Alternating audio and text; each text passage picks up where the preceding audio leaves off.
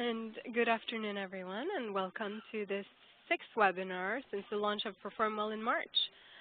Perform Well is a partnership between the research organizations Urban Institute and Child Trends, as well as performance management software company, Social Solutions. And today, it's our pleasure to be introducing some new content in the Perform Well website.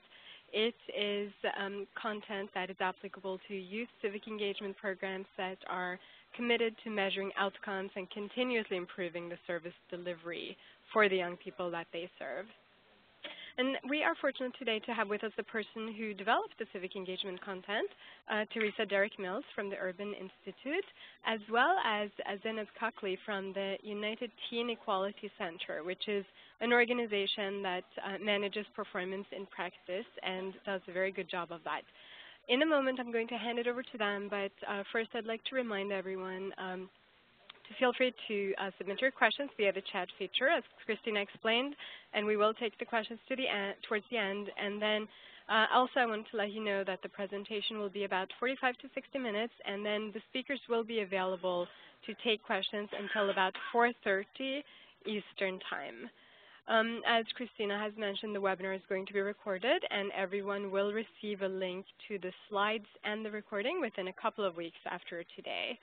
And with that, I would like to introduce our presenters. We have with us Teresa Derrick-Mills, who is a research associate at Urban Institute. She is also a Perform Well content developer and member of our content and executive committees. She got her PhD and became a researcher after 15 years in nonprofit management, which is something that makes her perfectly suited for all of this work of actually translating research into performance management practice for specific types of programs. And her primary research interests do include civic engagement, as well as the role of nonprofits in society and how nonprofits and government interact, as well as early childhood systems, which is something you're going to see more of in the spring of 2013 in Perform Well. The other speaker we have with us is Zenab Kakli, who's the Chief Program Officer at the United Teen Equality Center, UTEC, which is located in Lowell, Massachusetts. Zenab works with staff on ensuring that the day-to-day program operations are smooth and mission-driven and lead to the best developmental outcomes for the youth in the organization. So in one word, that is performance management. And Zenab joined UTEC in 2010. Before that, and at that point, she was the Director of Evaluation Learning, and now she is the Chief Program Officer. Teresa and Zenab, welcome to both of you. Thank you. Thank you, Ingvild.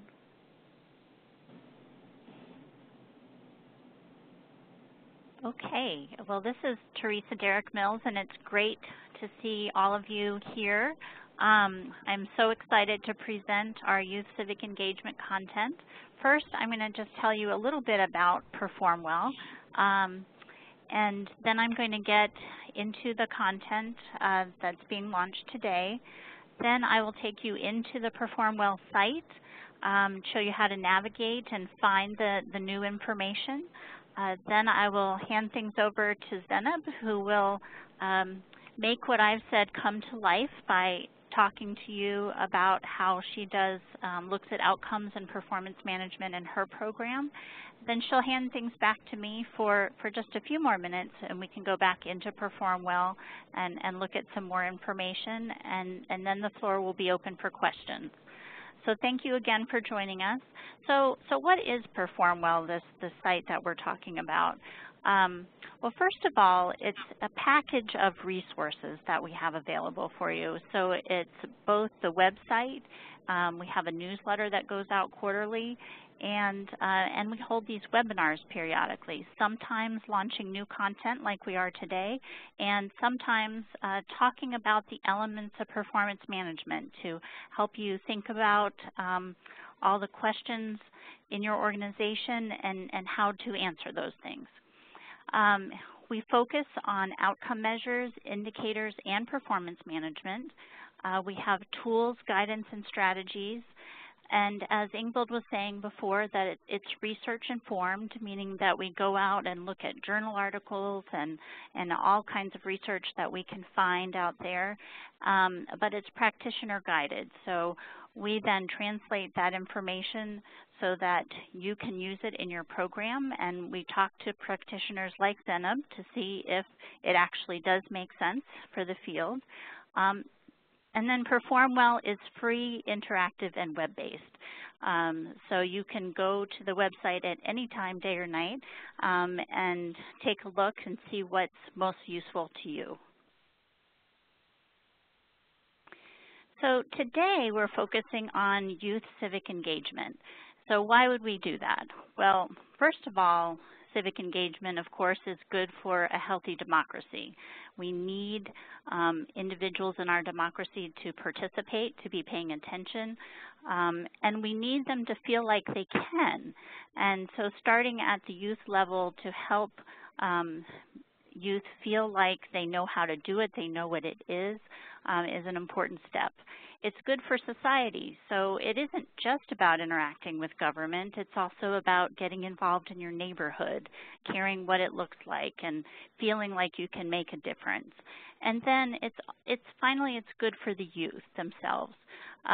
It can really serve as a bridge to adulthood. It can help them develop a variety of skills, help them developmentally move from where they are to where they want to be, think about the future, think about themselves in a greater context. And most of our Perform Well material is focused on this third area, the part that's good for youth development. Okay.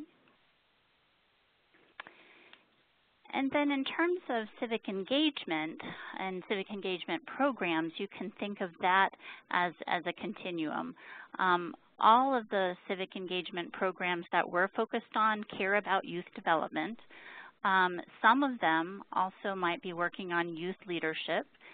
They're all doing some form of civic engagement, and then some of them might also be doing youth organizing. Part of the difference between these programs has to do with how involved the youth are, and then what kinds of developmental activities are going on in those programs. So let's switch over and talk about outcomes. When we say outcomes, basically we're asking this question: how can we tell if we are making a difference, and what kind of difference are we making?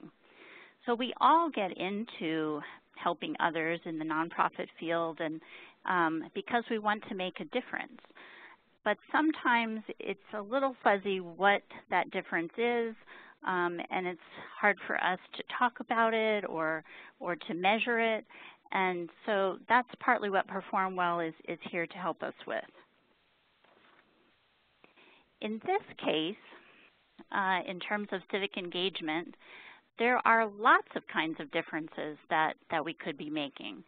Sometimes when we say civic engagement, people think automatically about volunteering and they think about voting. But really there's a lot more to it than that. It starts with understanding what it is, perceptions and knowledge, and it gets into feeling like you can make a difference. So in those two categories, the youth would not necessarily be going out into the community. They might be learning that in their program. They might be learning that through a variety of things, including participating in the design of their program and participating in the decisions of their program. And then we get into volunteering and participating. The reason we use those two different words is participating might have to do with what you do with government. So you participate in a town meeting or you participate in a petition. Volunteering has to do with what you might do in your community through a civic organization, through your church, through a community of faith, or just by yourself. It could just be you helping your neighbor. And then there's the leading and the organizing. So that's one more step identifying the issues and helping others come along with you, leading them and organizing them to participate in the community in some way.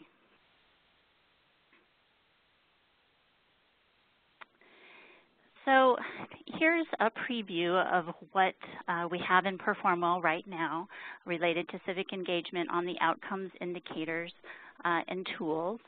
We have more than 20 tools that will help you measure these outcomes and indicators. And so it follows what I was just talking about in terms of the continuum. There are the perceptions, and those can be measured with indicators of social trust, connectedness, and concern for others. Then there's the issue of efficacy or empowerment, and sometimes called agency. And that has to do with really thinking about the issues, believing that you can make a difference. In some cases, it's the intention for future engagement. So this has to do with the fact that not everybody can participate, even if they want to. So sometimes that's about young people who rely on others, so they can't participate unless someone gives them transportation or permission, but you can still measure whether or not they want to participate. It could also be that your program isn't designed to directly facilitate the participation, but again, you're helping them understand why they might want to do it in the future. And then developing participation and leadership skills. So appreciation for diversity, how you work together, cooperation, communication, all those different kinds of things that make it possible to interact with others in a productive way that are needed in a civic engagement kind of environment. And then finally, the volunteering and engagement itself, both at the participation level and at the leadership level. One of the things I want to point out that came up in the research and in talking with Zenab and some other folks is that it's really important to focus on who your population is. So age is definitely important, but deciding whether or not you're serving low-risk youth or high-risk youth. And when we talk about this idea of risk, it has partly to do with risk for social problems. It could be that they've already had a bad encounter with the juvenile justice system, or that the community that they live in, folks don't really trust the government, don't really trust people of authority, and they have good reason not to because of the things that they've experienced. So this really makes a difference in thinking about how you will design your programs and how you will measure what's going on. So for low-risk youth, what the research says basically is that you want to try to develop social trust and connectedness and this idea of, yes, I can make a difference. And then that will lead to the engagement, the volunteering, the leading, the organizing. But in the case of high-risk youth, because of the things that they've experienced in their life, they're not going to easily develop those things like social trust and connectedness and feeling like they can make a difference, because everything in their life has kind of told them, no, that's not true, you really can't trust people. But if you can help them engage first, then they can build those trusts and connectedness and agency and efficacy. So again, it's really important to think about that issue of population, and in PerformWell itself, we try to highlight that for you. So I'm going to go over to PerformWell for a moment and show you a little bit what I'm talking about here.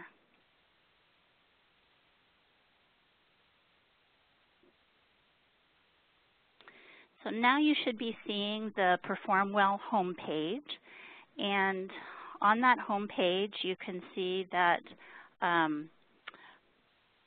we have 3 primary buttons that help you start to navigate. You have the Find Surveys and Assessments, the Identify Outcomes, and Improving Service Delivery.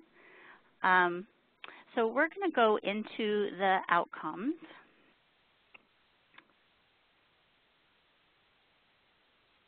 Oops.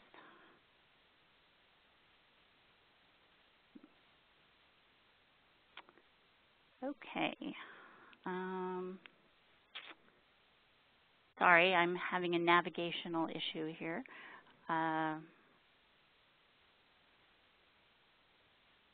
Okay. So in outcomes, if you scroll down to the bottom of this list, you'll see civic engagement and community involvement, and you click on that. And that brings you to the page that has our outcome areas. And then, so these are the 3 areas that I was talking about before, the perceptions, the efficacy, and the volunteerism and engagement. So if we click on perceptions, then we get this page here where we talk about what do perceptions about civic engagement and community involvement mean.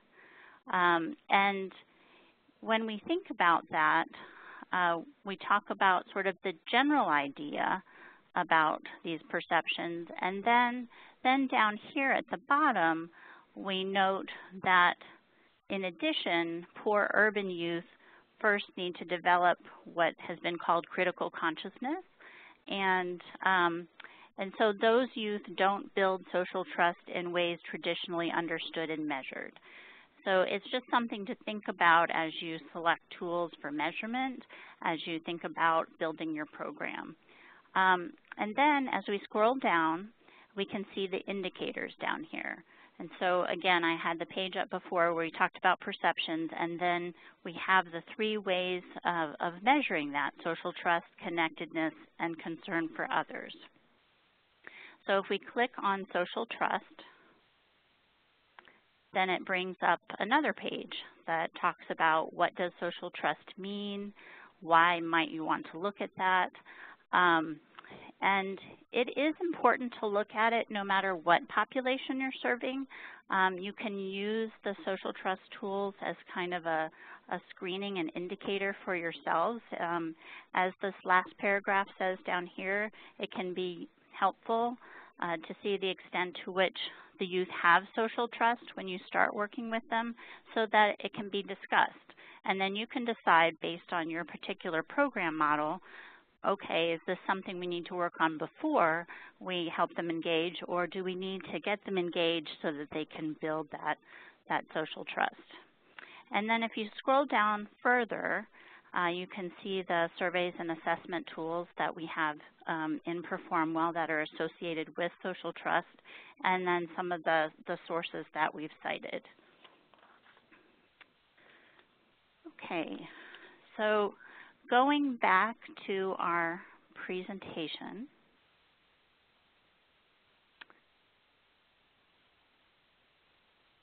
now let's talk a little bit about managing program performance. So you've thought about what outcomes you want to have, and you're assessing whether or not, where the youth are when they come into your program, and where they are perhaps after a couple of months, and then where they are at the end. But there's this issue of running your program. Outcomes aren't really enough. Outcomes are about what happened to the people that you're serving, but they don't really tell you, are things going the way that you had hoped inside your program? So we're really looking at how should your program run, and how do we know if it's running that way? And when I say how should it run, I'm really talking about what you had been thinking about when you set up your program. So we'll give you general guidance about some questions you should be thinking about, but it all connects back to the design that you had in mind when you created your program, because every program is a little bit different. So first of all, let's just think about the performance management cycle. So one of the things is you start off by developing your framework. A lot of times when we think of performance management or performance measurement, we think of what other people have said we have to do. We think of what our funders said we had to do. what, we might be in some kind of larger network or system, and they said we had to collect this, this, and this, and we have to report it out to them. And that's really what the green arrows in this system are all about. They're about reporting out to the funder. But that's not really what we're talking about here. We're talking about how can your data work for you? How can you think about looking at the information that you've collected to improve your program, because you want it to run a particular way and you know that way is going to help the people the best. So that's really what the blue arrows are about. You develop your framework, you identify tools, and some of those tools are in PerformWell. You track the data, and when we say track the data, it might be in a fancy system. It might also be in a spreadsheet or a Word document. There's a lot of different ways to track data. Then you look at that data and you interpret it. Think about what does this really mean. And when we get into the improved service delivery part of the PerformWell, that's part of what we do there is try to help you think about, well, what does it mean? Why should I care about this? And then you feed those interpretations and information back into your program to figure out how you can then improve your service delivery. And when I say improve, again, it's based on, well, what was it that you wanted to begin with? So it might be that you decide you have to do some staff retraining. It might be you decide you have to change some of your hours or your locations or the languages you're speaking. It could be that you need to alter recruitment strategies. But basically it's about, are all the things we're doing coming out the way that we had intended them to? So in this particular module of PerformWell, where we're looking at the civic engagement for youth, the way we've set up the managing service delivery is for you to think about your target population. And I've already talked about why that can be really important. So looking at age, risk level, geography. One of the things, of course, for youth is can they get there? So thinking about, are you serving a small enough geography so they can get to you, or do you have transportation that makes that possible? And then also really thinking about the skill level of the population. It's great to have a mix of kids sometimes, to help them learn about how to interact with different kinds of people. But on the other hand, if you're trying to get to a certain place or trying to help them do something, you want to make sure they don't already have the skill that you're trying to help them do, and that they have enough skill so that what you're trying to teach them can add on to what they already have, that it isn't too challenging for them or kind of beyond their grasp. You also want to look at your environment, and this has to do with the way that you set it up for encouraging positive youth development, as well as the extent to which you encourage youth-adult partnerships. So you may or may not have this youth-adult partnership approach. The PerformWell information will help you think about whether or not that's the right thing for your program, but it's essentially involving the youth in some of the decision-making in the program. But it's really a matter of your theory of change. And then there are the issues of participation. How much participation? What kind of participation? How long? And then finally, looking at how the youth are engaged. How motivated and intentional are they? So they might be there, and that has to do with intensity or duration. They're coming to the program on a regular basis. You always see them. But are they there because they're just tagging along with somebody else? Which, is fine in and of itself. That serves its purpose. But they might not really be learning and absorbing what it is that you're trying to do. And so getting a sense of measuring that motivation and intentionality can really be important. And after Zenab talks, I'll bring you back into PerformWell to show you a little bit more about that. But right now, she is going to take over and tell us how she does things at the United Teen Equality Center.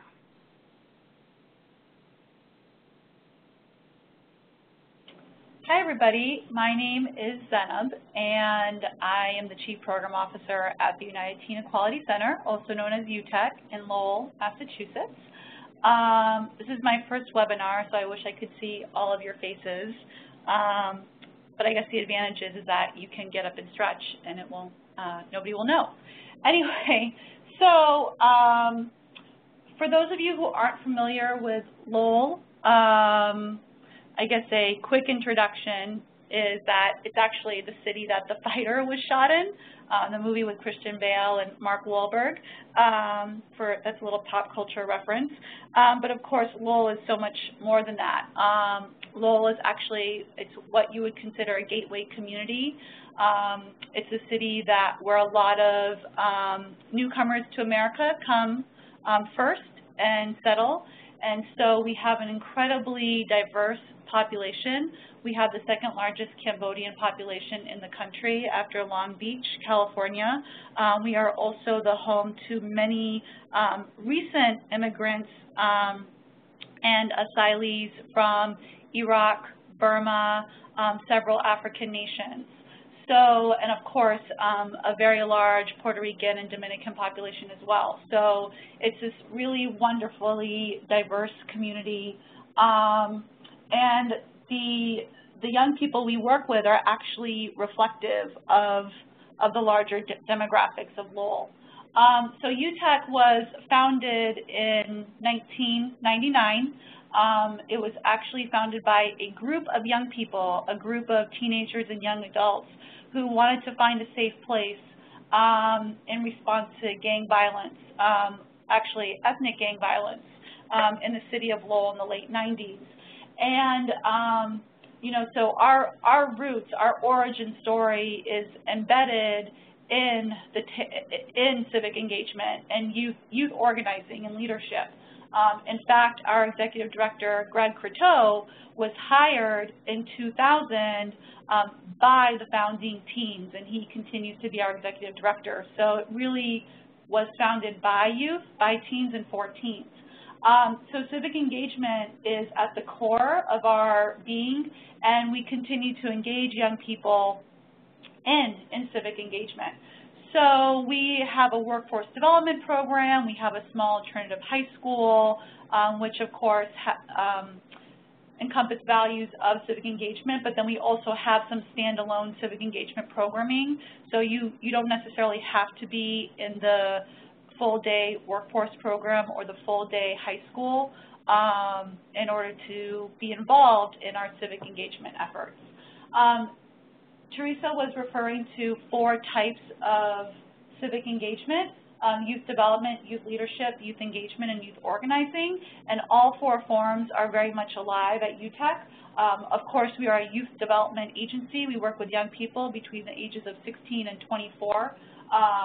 And, you know, hiring and retaining good youth workers is really central to our mission and our work. You know, people who understand youth development, people who are willing to, not just willing, but like are excited to work with this population and understand the population is very important to us. And so in terms of the youth development piece with regard to civic engagement, we have weekly workshops and weekly classes on civic engagement. I'll talk a little bit more about that. Youth leadership, very, very important to us. We actually have a candidates forum for city council members and candidates every 2 years, and our young people actually plan that candidates forum, and they're the ones who ask the questions. And so again, another example of youth leadership. One example. Youth engagement, civic engagement, very, very important. You know, we just had a major national election, and we had 20 young people knocking on doors, getting out the vote. So, and then of course, youth organizing.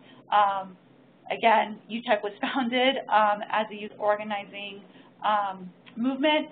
We continue that. One of our major campaigns right now that is actually has received a lot of national attention is our Vote 17 campaign to lower the voting age in municipal elections to 17. So that's just a little bit about what UTEC is doing.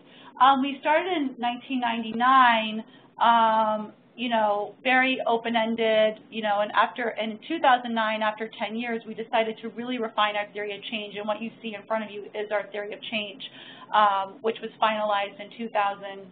Well, actually, I wouldn't say finalized. It was the first iteration was developed in 2010, and our theory of change is very much a living document. We actually just refined our theory of change last month. So, you know, I like to say it's not the theory of change, it is a theory of change, and our theory of change, the refinement we do with our theory of change is in response to our performance management. I'll talk a little bit about that. So our target population, as Teresa was talking about, you know, it's very important to have a target population, is 16 to 24 years old. They are not in school, nor do they have a high school diploma or GED. They are not working, and they have one of the following risk factors. They're gang involved, criminally involved, or pregnant or parenting. However, we have a larger service population, which is the top box on the right. They're 15 to 23 years old. They can be of any school status, and they're with or without risk factors. And so we do open up. We have a drop-in program. We have enrichment programs. We have a, you know, organizing civic engagement program. And so the largest service population can work in that. We have many different programs. I'm going to focus today on the civic engagement and organizing. We have four outcomes: increased employability, increased educational attainment, increased civic engagement. So civic engagement is one of our four outcomes, and decreased or ceased criminal and gang activity. So as you can see, civic engagement is really a big part of our theory of change. We want to do more than just, you know, give young people diplomas and GEDs and, you know, help them find and secure permanent employment. We really want them to walk away with a sense of community and empowerment, that they can be members, that they can be members of Lowell and contribute to the civic life of Lowell. So moving on. So when we did our theory of change, we really had to look at all of our programs and say, well, how can each of our core components of our program best serve the target population that we've defined, right? So the 16 to 24 disconnected young person. And so, because, you know, we didn't just want young people who were already engaged in something to then come to UTEC and be engaged in our civic engagement programs. We really want our target population, who actually may be disconnected and disengaged from civic life, to find a place in civic life. So many of our young people, they do not come to UTEC with a language to talk about, you know, oppression, systems, the various isms. So like, for example, many of our young people don't necessarily know what patriarchy is, right, for example. And so we actually have weekly SoJust workshops. SoJust is short for social justice. SoJust workshops that introduce young people in our target population in our workforce program and in our high school. They happen every Friday. They introduce young people to issues and concepts around social justice and civic engagement. And they're organized by theme. Each quarter we have a theme. So right now we're in the theme of identity and institutions, right? So we're really, like I said, looking at the various isms and helping young people develop a vocabulary to talk about their lives, their experiences, and Lowell, their community. Next quarter, we're going to be doing a unit on media and, you know, social justice issues surrounding media. So really looking at things that connect to young people, that will pique their interest and hopefully, you know, start them on the path of being civically engaged. We really try to work with young people on issues when we're developing our organizing campaigns. on issues that bring young people to UTEC in the first place. So, 80% of our young people come to us with some sort of criminal record or open case. Half of our young people come to us with being gang involved or gang affiliated. And so we know that a lot of our young people are facing issues surrounding the criminal justice, juvenile justice system. And so that's actually something that we're working on right now with our young people, is to ask them to think about, what's an issue that's important to you that you would really like to, form a campaign on. So we're in the midst of that. So one other thing we do to, again, really reinforce the importance of civic engagement to our target population, right, the young people who come to us disengaged and disconnected, is we do monthly award ceremonies. We have organization-wide ceremonies that really embody our values, and we do a monthly award for civic engagement. And so, again, that's us signaling how important this is to youth development, to the young people, and really recognizing young people who are stepping up in that area. Finally, our theory of change, like I said, is ever evolving. And in order to show fidelity to our model, fidelity to our theory of change, it's really, really important to us that our staff are versed in what the young people are experiencing in our programming, right? So obviously we have very diverse programming. We have like I said, a high school workforce program, enrichment, civics. We have a street outreach program. We have street workers going to the streets every single day, talking to young people who are gang involved, living on the streets, runs the gamut, who are, eventually funneling young people into the day-to-day program. So there's a lot going on. There's a lot going on in our center. So to make sure that all of our staff are well-versed in the civic engagement work that UTEC is doing, we actually have staff trainings that are based on those weekly So Just workshops that young people are engaged in. So, we just had a retreat this past weekend, and we did an all-staff retreat on gender using the So Just framework. So that just gives you a little example of how the theory of change is informing our programming. I'm watching these questions pop up while I'm presenting, but I'll get to it at the end. So performance management is very important to our organization, very, very important. As Ingrid said at the beginning of the presentation, for those of you who weren't able to log in right at that time that she was doing the introductions, I came in as the Director of Evaluation and Learning. I came in as UTEC's Eval and Learning Director. And so my initial focus was to really set up a performance management system. So even though I'm in programs now as a Chief Program Officer, performance management is really, really important to me. And these are the conversations I'm having with staff all the time, all the time. So we have a very specific framework in terms of what we track for each of our areas. So in terms of civic engagement, we're definitely tracking, the demographics of the young people who are involved, who's in the target population and who's in the service population. Our theory of change is driven by a deep desire to serve young people in our target population. We want to make sure that our target population, the target population representation in the program, is strong. And so we're constantly looking at those numbers and building up our target population involvement. In terms of our indicators, I don't have a slide for this, so I hope you'll bear with me. Our indicators for increased civic engagement include, 1, an increased interest in and sense of responsibility for community involvement. 2, increased knowledge about government and the legislative process.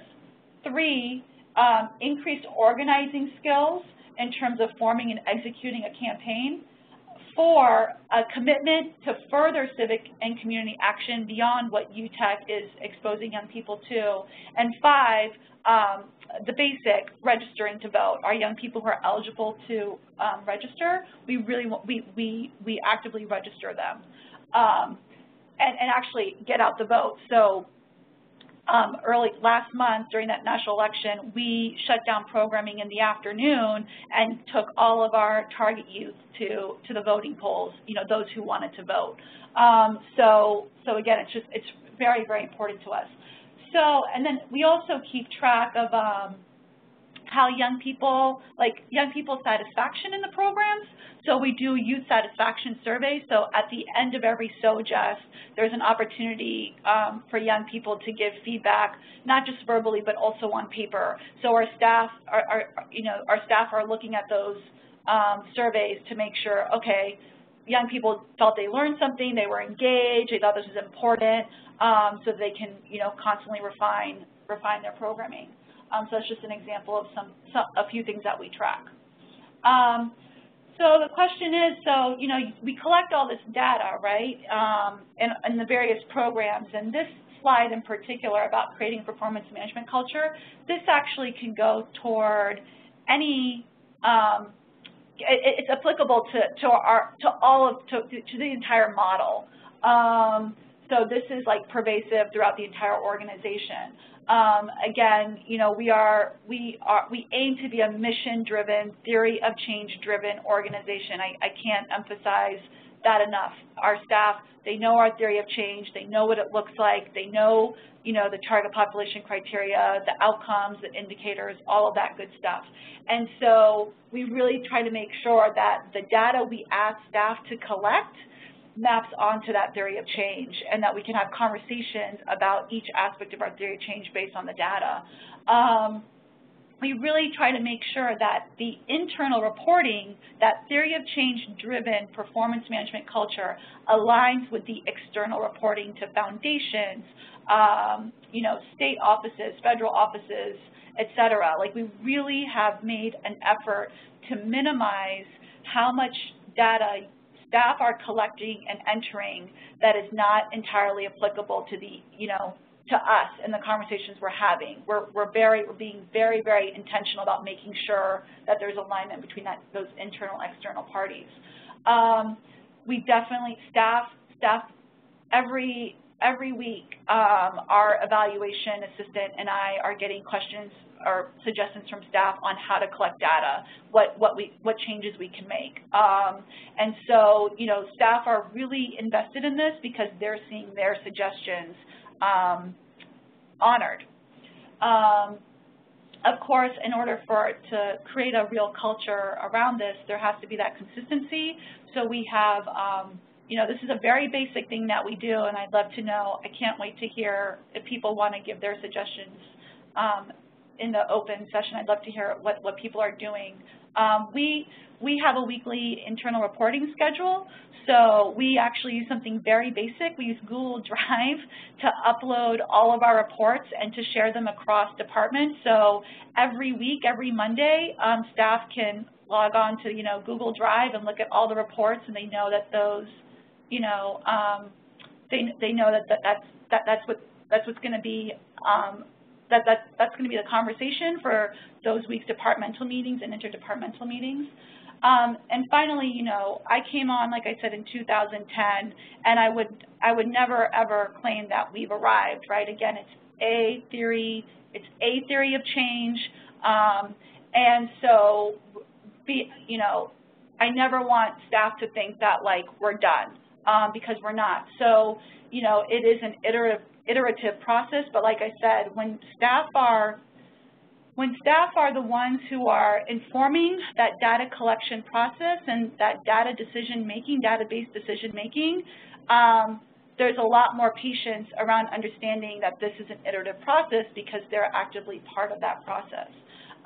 Somebody just commented, Somebody just commented on the hoodie in the picture. That's Teens Leading the Way. So that's actually, so we do, like I said, we do weekly education workshops in SOJUST. We also have local organizing, and then that's which is open to the target and service population we serve. They're the ones who are actually running the Vote 17 campaign. And then our third third sub-program is Teens Leading the Way, which is a statewide coalition of youth organizers for which UTEC is the lead agency. So we're actually, again, not just keeping young people at UTEC or in Lowell, but giving them opportunities to interact with young people across the state on statewide reform issues. So that's, I'm going to go ahead and give it back to Teresa, and I'll, of course, stick around to ask more questions or to answer questions. Thanks, Zenab. So I'm going to return to the Perform Well site, and thank you everybody for sending in questions. We will definitely address them soon. One of the things that Zenab was talking about was this idea of participation, and I mentioned it before handing things over to Zenab. So there's this issue of when you're thinking about enough, how much is enough? How much participation do the youth need to have in your program in order to experience some kind of difference? And when Zenab and I talked about this before, one of the challenges certainly is that youth come in and out of the program. And it doesn't really matter if they're high-risk youth or low-risk youth. We all know that youth have a mind of their own, and they're very busy and they're involved in lots of different things. And so sometimes keeping them actively involved in a single program can be difficult. So there are essentially 4 different ways of looking at how much is enough. One of them has to do with numbers of activities, and whether or not a lot of activities is a good thing or a small number of intense activities is a good thing depends on how you've set up your program. Some of the research shows that for younger youth, having lots of different activities is a good idea, getting them the chance to explore, do lots of different things, think about what they're really interested in. But again, it really depends on how you've set up your program. But setting up some kind of mechanism where you can count the number of activities that they're participating in and looking at that on a regular basis to decide, are they spreading themselves too thin? Are they not really going to learn what you wanted them to do that way? Or are they not participating enough? Another thing has to do with hours per week, the intensity of how much time are they spending. So maybe they come every day, but they only stay 30 minutes, and you were hoping they were going to stay 2 hours. So they're not necessarily getting as much time as you had anticipated. And then there's the length of time, the duration. Is your program for a year, and did they come that whole year? Is your program ongoing year after year, and you want to see them re-enroll and participate? And so tracking, again, their participation over time. And when I say tracking, it doesn't have to be complicated. It might be a sign-in, sign-out system where your staff look at it every day and see who's coming. It might be that you have a workshop and you actually take attendance. It could be that you know the youth so well that you don't really have to call out the names, but you still write it down so that you're not going to be able to remember it from week to week, month to month, that kind of thing. So having it on paper is helpful. Paper, the computer, a variety of different ways of tracking. And then there's the issue of how engaged are they really. And that can't be done just by tracking on a piece of paper. And that's where some tools can really help for sure. So I'm going to take you to the Perform Well site again. And this time we're going to go into the improved service delivery area. To find this Youth Civic Engagement material, you start off at Improve Service Delivery, and these 3 buttons are on every page that you're on, the home page and all of them, so you can always navigate to each area easily. Then you'll go down to Child and Youth Development, and then Civic Engagement for Youth. And you'll see this screen looks similar to the outcomes screen. So we have Civic Engagement for Youth and a description of what we mean by that. And then at the bottom, you can see 5 questions that we've suggested your program should answer. And I've been focusing on the last 2, 4 and 5. Are youth participating enough to experience the benefits?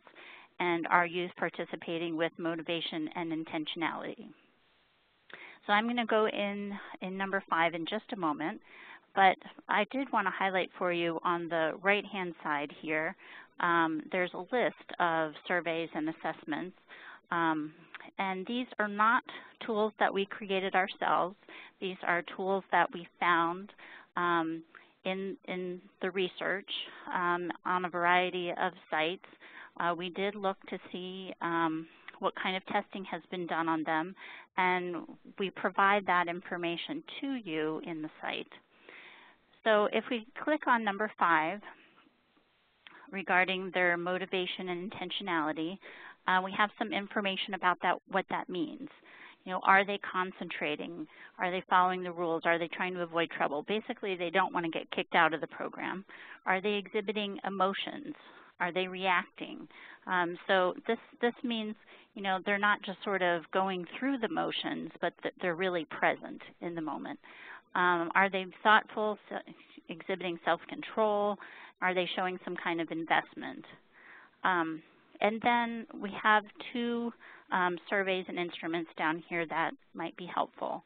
I'm going to click on this one called the TEPS to show you what it looks like when we have a tool in the system. And so essentially we have the title up here, and then we have a brief description of what the tool is for. So this one was designed to measure the quality of program participation. It should take less than 10 minutes to administer, and it can be done as a computer-based survey or with pencil and paper. That has to do with the method that it was tested. And this particular tool was tested on 331 youth in 8 community-based after-school programs. And so we always give you a little summary of how the tool was tested, if it was tested, and what populations it was tested on.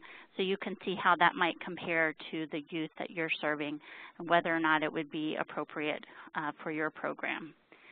And then we provide information down here in this scoring and benchmarking area about how you would score each item on the scale. So each item means each question or each statement that the youth would be filling out. And then we provide information about whether or not there are subscales. So that means you can use different parts of the tool to look at specific areas that you might be interested in. And it might be that not all parts of the tool are appropriate for your program. Say you're not trying to get youth to be more engaged in making decisions in your program. So some tools that have that information in there, then that's not appropriate for your organization. So it's definitely important to look at what the tool is measuring to decide whether or not it's something that you want to use and is appropriate to use for your program. And then if you decide you want to download the tool, you click on Download PDF, and then the tool will appear for you. And so the PDF is ready for you to use. You can print it out and have your youth fill it out. Some of them are observational assessment tools, and that means that you would fill it out based on what you see the youth doing. This one is designed for the youth to fill out themselves. And so they would fill it out, and then you would use the scoring instructions to determine what that means for your program. For this particular tool, you would not use this as a pretest because it's about participation in the program. So you have to have participated in the program already in order to fill out the tool. And you would want the youth to have participated long enough to really experience what it is that you're having them answer questions about.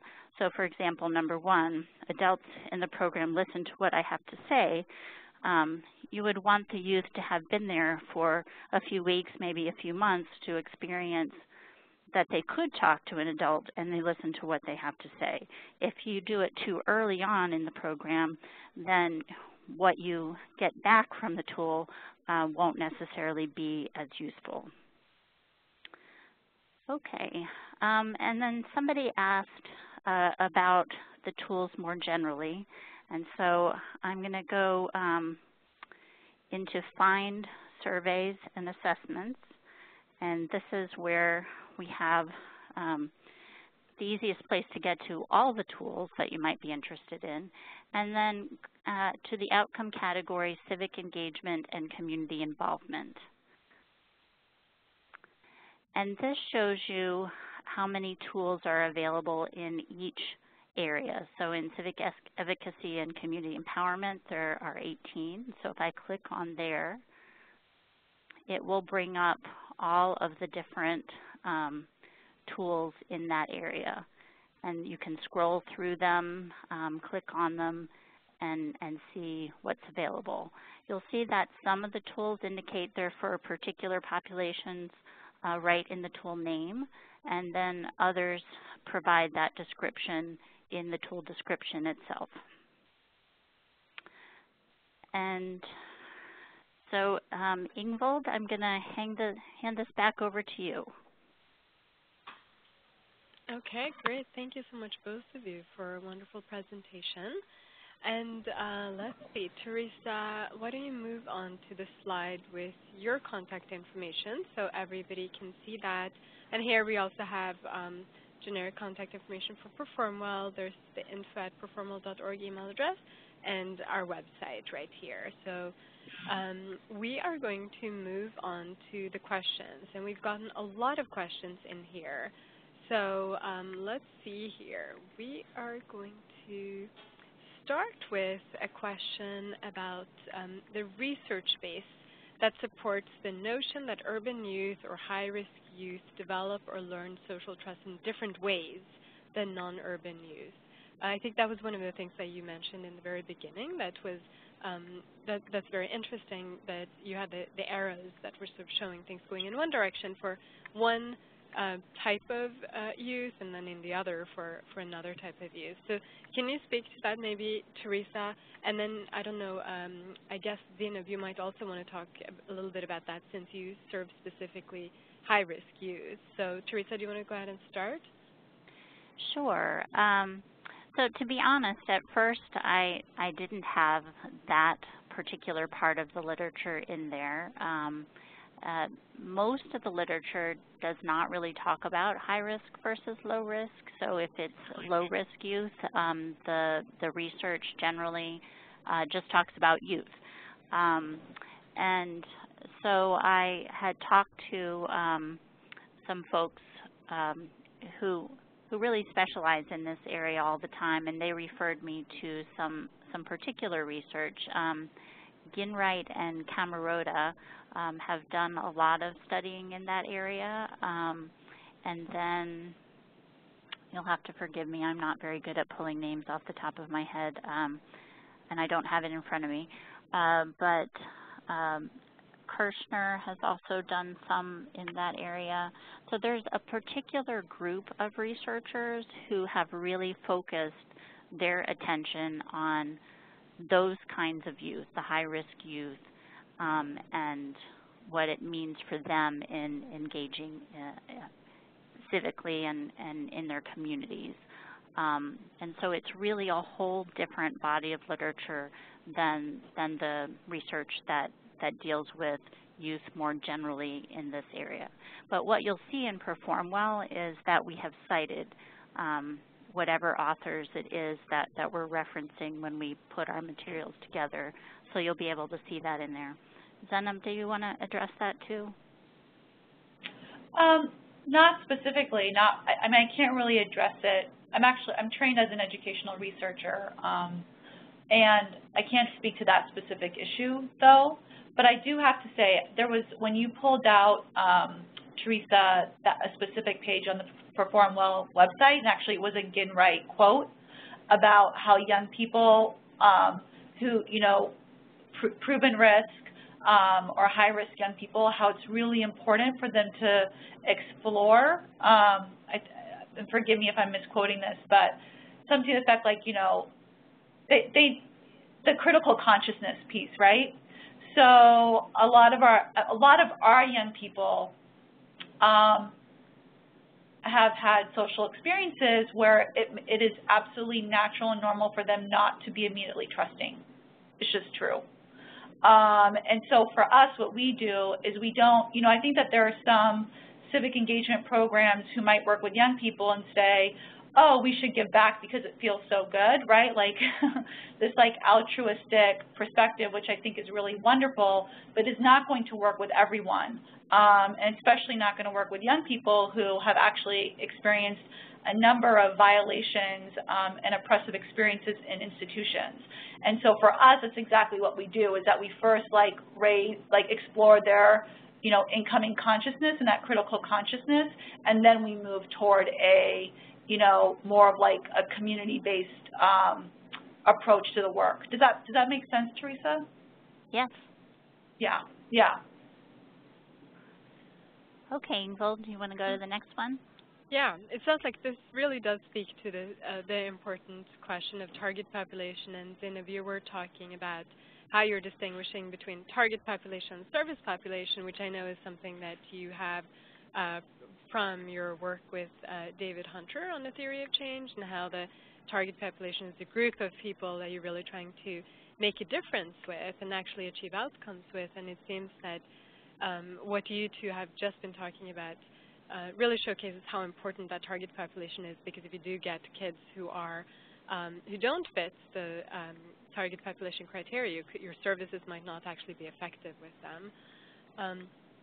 Okay, so let's see. We have several other questions, and one that we should probably address quickly is that one person is asking to see data in the system, and we should probably clarify that in Perform Well is not a system where you can actually collect data.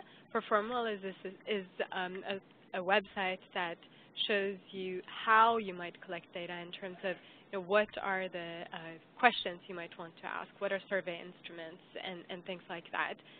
In order to actually collect data, you would need to use, like Zenab and UTech use Social Solutions ETO software. People can use other types of software, or Excel, or whatever Access databases, whatever databases they want. But Perform Well does not actually provide that sort of data collection, except you may have seen there's a use an ETO button, which allows people to try out ETO with a particular tool. So I just wanted to make that distinction clear, since we had a couple of questions about that. And then I'd like to move over to a question on industry standards, whether there are industry standards or good practices for the level of intensity and duration in youth civic engagement programs. That was one of the things you started talking about towards the end, Teresa, and something that people often ask about, how much actually is enough? Is there a standard answer to that, or does it depend? I did not come across a standard answer, and I think it really depends on what it is that you're trying to accomplish. So if you're really, trying to get youth into a youth organizing model, that might be completely different than trying to build them as leaders and get them to a place where they're ready to just do a petition or lead a group in their community or something like that. I mean, I think it really depends on what it is that is your end goal, and then really you need to decide how much time, how intense the time, and what way they need to be engaging in order to really decide how much is enough. And it might be that you have to experiment.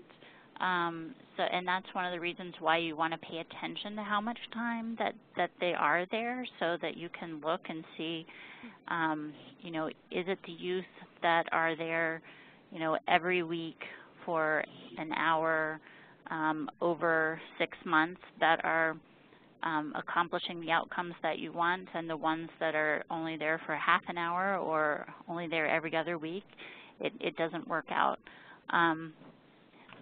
Zena, maybe you can address this not necessarily from a standard perspective, but from the way that you think about it in your program. In terms of creating assessments?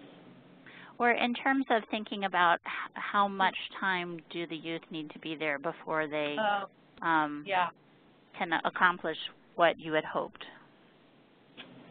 Well, it all depends on, what your young people are coming in the program with, in terms of, the barriers in their lives or the risk factors, if you want to call them that. I mean, our young people, so I want to be really clear. We work with disconnected young people. We work with young people who haven't been in high school from anywhere between 2 and 6 years. Most of our young people, only a third of our young people come to us having had a job at some point, and a third of those young people have been fired for one reason or another. So it takes a really, really, really long time to see outcomes. We actually commit up to 3 years to any young person in our target population, and then we do 2 years of follow-up to make sure things are still going well. So we're looking at up to 5 years with any young person in our program. But in terms of the civic work, it could take a couple of years before a young person, it starts to click, and it's like, oh, I'm going to, pursue these opportunities for myself outside of UTEC. But we expose young people to civic engagement principles from day one, knowing that we're just going to have to chip away and chip away and chip away before young people feel, comfortable with those concepts and stepping out like that. So you're both saying that that it depends on the population you're serving and the specific outcomes you're trying to achieve, but it seems like the message is that any one organization would need to determine what they believe is enough and then really try to make sure that they provide that amount of services for the young people that they're serving. Do I have that right? Mm-hmm. Yeah. Mm-hmm. So I guess that's something that they can base on both research and the experience that they have with the population they work with. Okay, so let's take a look at some other questions here. This might be a question for you, Zinab. Can you talk about how youth-adult partnerships might look different based on age of participants? Specifically, how are younger participants given opportunities to take ownership? That's a great question. So our civic engagement program, I think this might shock some people, given how much we do in this area, has one full-time permanent staff member and 2 full-time AmeriCorps members. We deliberately keep the staff small in the civic engagement work so that young people have the space to really step up and ensure that it's their issues, their concerns, their issues of interest and their concerns that are the focus of our civic engagement work. So I think that staff to youth ratio is really, really important. We don't inundate our programming with a lot of staff, especially in civic engagement. We inundate the case management program with a lot of staff because, we want intensive case management for all of our target youth. But in terms of the civic engagement, to make sure that young people feel that ownership and control, we keep the staff ratio really, really small. I mean, the raw staff number really small. Zenab, I think one of the other things that you were talking about before and that you had mentioned to me is that you also really try to have your staff be reflective of the population that you're serving? Yeah, so one thing, I was talking a little bit about the demographics, just in terms of ethnicity at the beginning. Our staff racial makeup it's not quite, but it's very close to being a 1-to-1 ratio to the youth racial makeup. So that's just like one example. We work with gang-involved young people. We have staff members who are former gang members. We work with young people who have been incarcerated. We have staff members who are incarcerated. We have a huge population that is second-generation American. That means the children of immigrants and refugees.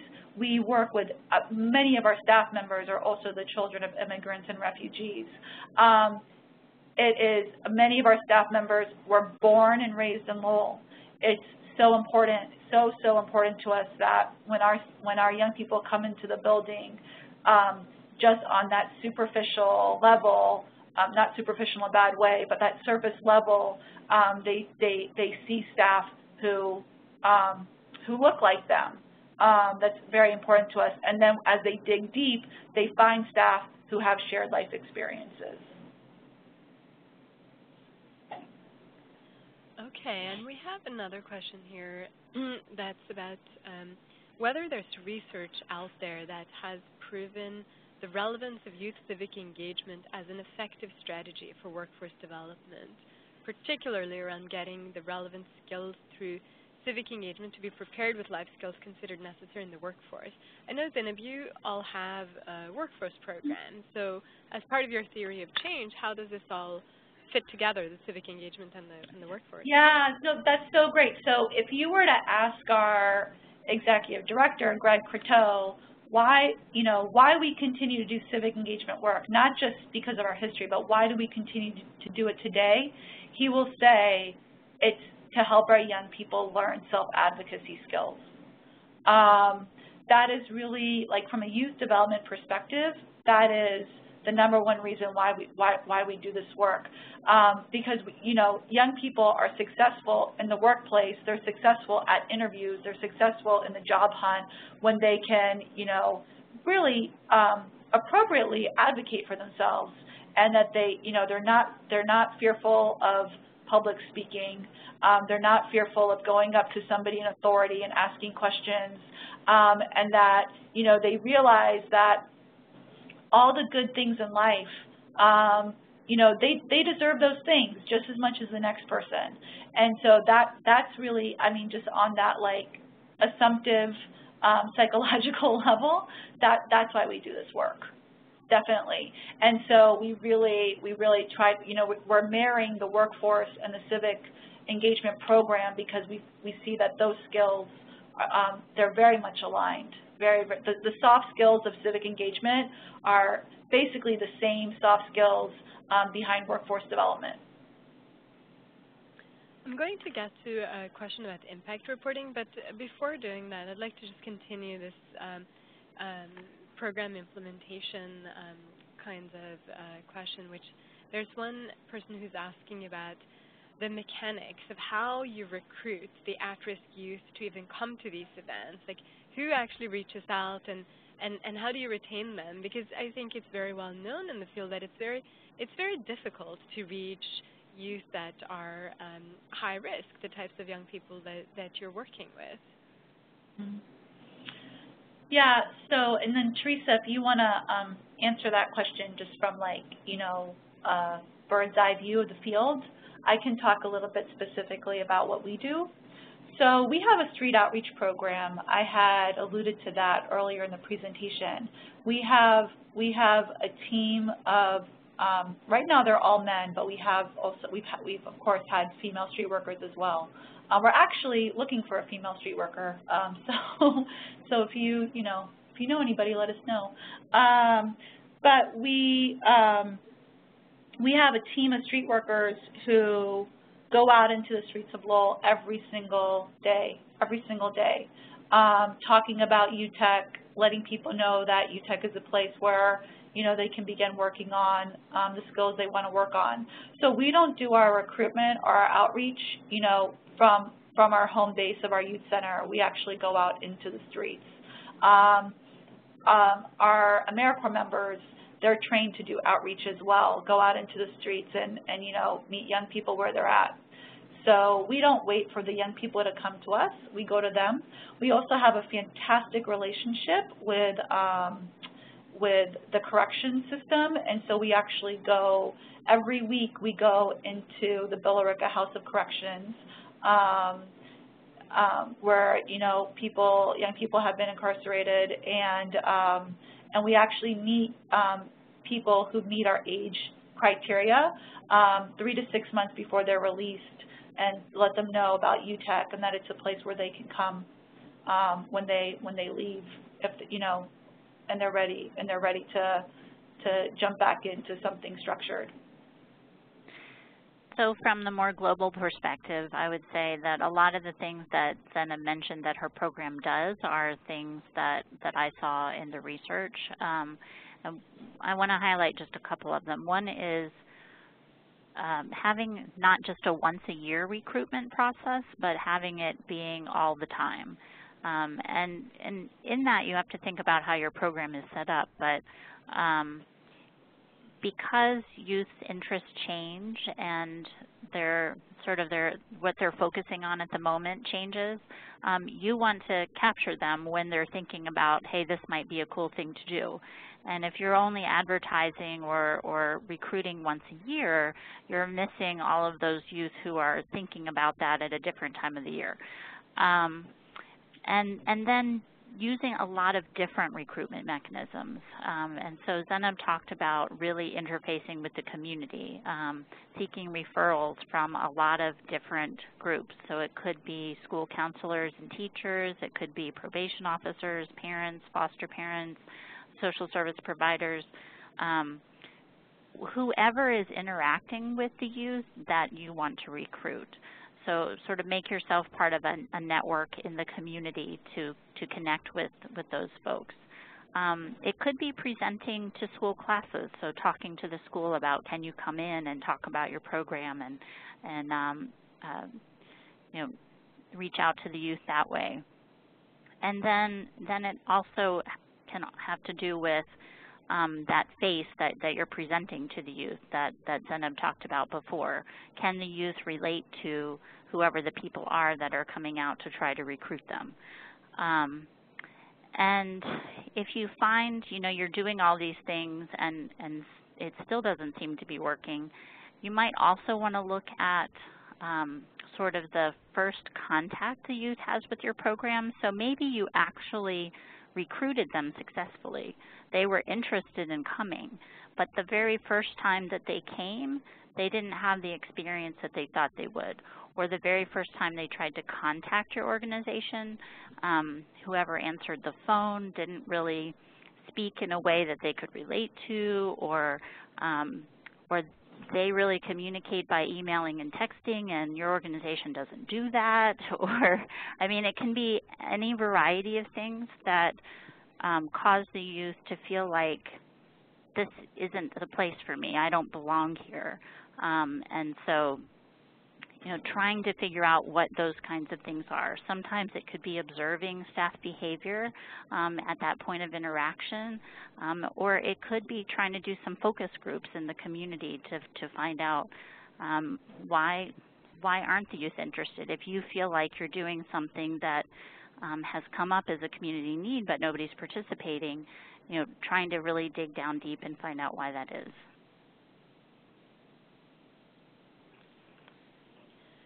Let's move on to a question about impact reporting. So the question is, once data has been aggregated and analyzed, what is the most effective method of delivery for multiple stakeholders? So how to use impact reports to create buy-in at regional, local, and national levels. And I almost want to ask you whether this is a question of how to find a way to present this to all of them, or whether it's really finding different ways to present to these different audiences. So Ingvild, are you talking to me or to Zenab? Who wants to answer it? I guess you can. Well, how about you start, Teresa, and then perhaps Zenab has some additional comments. Okay, so it sounds like you're talking about reporting out information and trying to help stakeholders see what it is that you're doing in your program. I mean, I think one of the most important things is to consider your audience. It rarely ever works to have a single document formatted in a single way, talking in a single language. And when I say language, I mean sort of style of talking or writing that will really speak to all your stakeholders. Yes, it takes more time to reformat things and put them, a different way or focus more on data or stories. But you really have to think about who your audience is and what they care about and frame your information in that way. Zainab, do you have any other advice? So I feel like this is a question that we are currently engaging with ourselves at the organization. So as we're developing this culture of performance management and starting to actually slice the data in different ways, the next step for us is to really think about how we can be part of conversations, policy conversations, legislative conversations around youth development and working with disconnected young people. And so, I think, I don't know if this really answers the question. If it doesn't, you can mute me, but because you have that power. But one thing that we're really engaged in right now. So we're located in Massachusetts, and we are very, very fortunate to have a governor who has made youth violence prevention one of his top priorities. And so we've really been using our experience and our data to help inform that conversation with state officials. And so in that way, that's when I think that's just a great example of how performance management isn't just about your organization, right? It can have major implications for the field as well. And that's something that we're really starting, that's a responsibility that we're really starting to take seriously. Does that make sense? I hope that answers the question. I think so. So what I hear you saying, Zainab, is that you've been looking at your data internally to see how it can improve things in your organization and lead to greater impacts. And now you're beginning to look at it from a broader perspective of how can you use it not just inside your organization, but to affect change outside. Absolutely. Let's get to a couple of questions that are more at the granular performance management level, sort of internally. We have two questions. One is, how much time does your staff spend tracking outcomes, and also how do you measure your indicators? Is it a survey, a pre-post test? What is it? Oh gosh, it's very, very multifaceted. So we have our staff, particularly our workforce development staff, our education staff, and our case management staff, they are in the database every single day. And we've actually, when staff sit down and create their weekly work plans, I tell them, you need to make sure to put time in the week, in the day, to log into the database. And so you can input your data. So, I've been, of course, we're youth workers, right? We are, at core, youth workers. Nobody went into this field to sit in front of a computer. And I'm very, very, very cognizant of that. I'm a youth worker. I started my career as a teacher. And so, but I've been very, upfront and that is valuable time. It is valuable time to sit in front of a computer and enter that data, and that's really, they've absorbed that.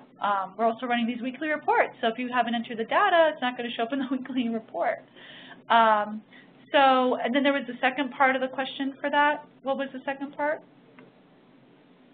I lost track of the... I think I almost lost track of the question myself because I moved down the list to the other Oh, question. I'm sorry. see here. Well, while you're looking, Ingvild, I'll just chime in for a minute. When I used to direct service delivery programs, this was an issue that came up as well. And it's really the same answer that Zenab gave, but it's also about the management has to recognize that it does take some time and give the staff that permission to make that part of their day. You know, I would have counselors talk to me and say, well, if I'm typing up the notes of the service that I just gave, then I can't serve the next person.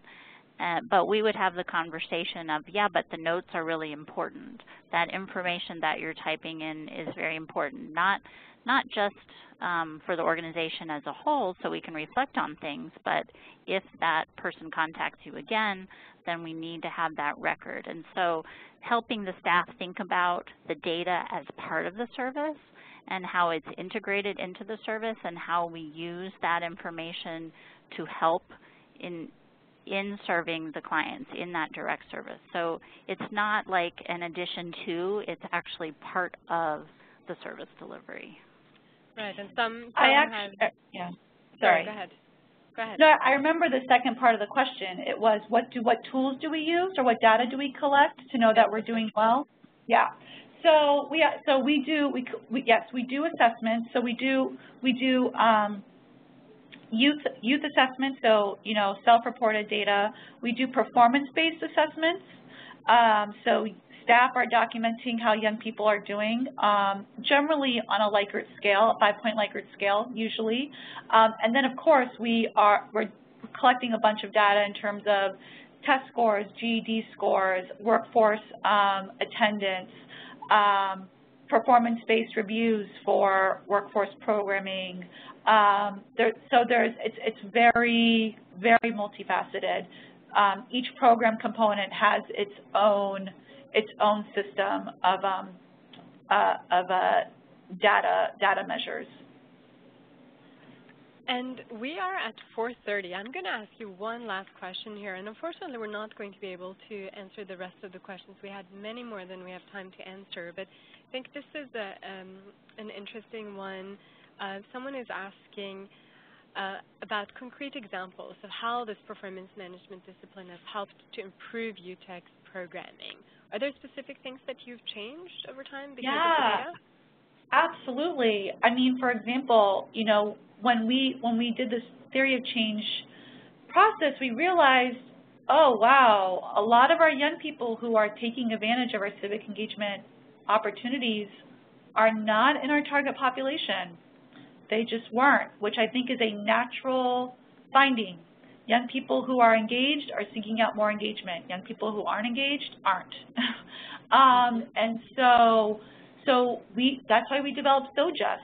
We said we already have these young people in our workforce development program and in our small alternative high school. Let's make SoJust a part of their programming, right? And now we're seeing, it's been really cool, we're seeing young people go from SoJust into our local and statewide organizing programs. It's been very cool to see that. On a non-civic engagement level, we had an open GED class. We actually, we removed that from our program components. We knew that having a standalone GED program wasn't really going to help young people reach outcomes other than getting their GED. And so we decided we wanted to integrate that into the workforce development program. I know it's 4:32, so I could actually ramble off 5 more examples sure across the organization, but I won't. But whoever had that specific question, if they want to ask me offline, that's fine. Right. So we have many more questions than we could answer, unfortunately, and we do have to end now. But let's just go quickly back to the slide with the contact information. So feel free to email us, either email Teresa or email us at info@performal.org, and then we will try to get back to you about if you have specific questions. So thank you very much, both of you, Teresa and Zenab, and Christina, of course, who has been handling the logistics. And thank you so much to our audience who stuck with us for 90 minutes already. Have a wonderful afternoon, everyone. Thank you. Thank you. And that concludes our webinar, everybody.